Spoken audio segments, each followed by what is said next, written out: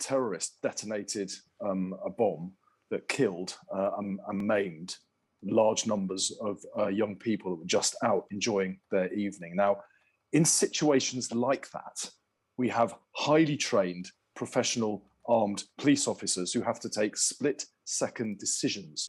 Labour's deputy leader, Angela Rayner, is making headlines today after saying police should shoot your terrorists and ask questions second. Speaking in front of a live audience for a podcast recording, she acknowledged she had made a controversial comment. We're joined now by Labour's Shadow Justice Secretary, Steve Reed. Good morning to you. Good morning to you. We recently marked 50 years since the Bloody Sunday killings, where British troops shot and killed 13 innocent people and fatally wounded another person. Do you agree with Angela Rayner's comments that you should shoot first and ask questions second? No, I don't think for a moment Angela had in mind the example that you've just cited there. I mean, the priority in all of this has got to be to keep the public safe.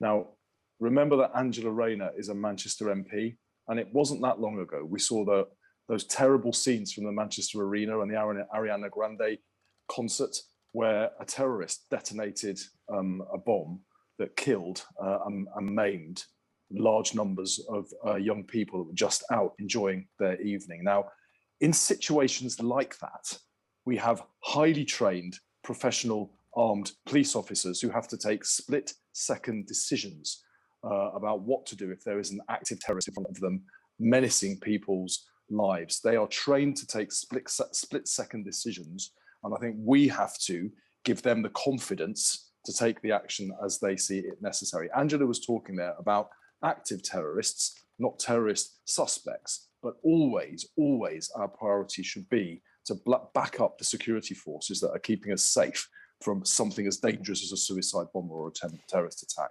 We've been following the Manchester Arena inquiry really closely on the programme. We have. And it's a particularly bad example to give, actually, because it is intelligence failures that allowed this to happen. It's not the case of if there had been marksmen there, this wouldn't have happened. This could have been stopped a lot earlier. Do you not think that it's very ill-advised to use phrases like shoot your terrorists and ask questions second? In any context, that's an irresponsible thing to say, given the rule of law in this country.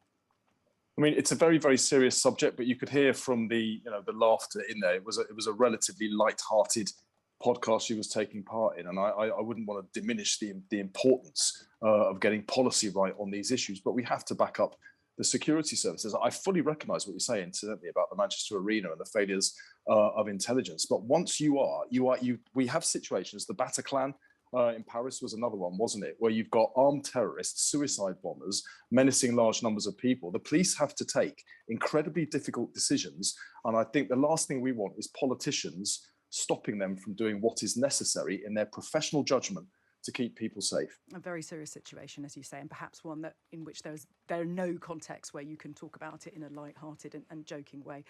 But moving on, after the dangerous sex offender Paul Robson absconded from an open prison, the Justice Secretary, Dominic Raab, has said he'll sign off any decisions to move dangerous prisoners to open conditions. Would you agree with that? Do you support him? Well, it's a bit late, isn't it? Because he should have been doing that before this happened in the first place. It just feels to me like time and time again that Dominic Raab, as the Justice Secretary, just doesn't have a grip over the system. Why on earth was a dangerous sex offender who presents a potential very serious threat to the public put in such a low category prison in the first place? Who is in charge of the policy that allowed that to happen? It's the very same Dominic Raab that's still now trying to talk tough on crime. And I think you have to judge Mr. Raab and this government by what they do, not by what they say, because they talk tough, but time and again they act soft. And you see it all the way through the system. Look at we're talking about a serious sexual offender here. Look at the proportion of reported rapes that ever go to court and prosecution. It's 1.5%. The other 98.5% of reported rapes never get prosecuted. The average time between reporting a rape and it ever getting to trial has just exceeded 1,000 days for the first time in our legal history. That's nearly 3 years. No potential serious offender should be left walking around for nearly 3 years, and no victim of something as serious as sexual assault should be denied justice for nearly 3 years. So Mr. Raab and the Conservative government need to get a grip, because as things look today, this is a government that has given up on crime. There are reports in the Times this morning that Labour is struggling financially and will be focusing resources in the next election on seats where there's a viable reality of beating the Conservatives, that there's a pact with the Lib Dems not to go up against each other at the next election.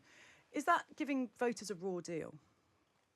Well, there's not a pact with the Liberal Democrats. I was just up yesterday at the Birmingham Erdington by-election, and in that by-election, just as in every by-election and every election and every seat in the country, the Labour Party puts up a candidate so that people can get out there and vote for the Labour Party, and that's what we hope they will do. At the next election, our mission is to win enough Labour MPs to form a majority government, put Keir Starmer in 10 Downing Street, and try to tackle some of the issues we've just been talking about, where this government has given up on crime. The only way we do that is by getting a Labour majority, and that's what we're interested in.